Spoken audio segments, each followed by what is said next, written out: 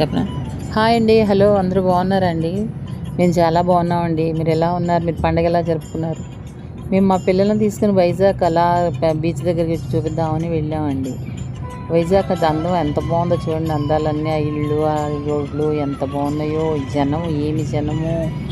అంతా పండగంతా వైజాగ్లోనే ఉందా అనిపించినట్టు అనిపిస్తుంది అనమాట. అసలు ఎంత బాగుందో ఆ బీచ్ వ్యూ అది చూడండి. గాలిపటాలు అది ఎంత బాగుందో చూడండి ఒకసారి. సాయిరామ్ అండి.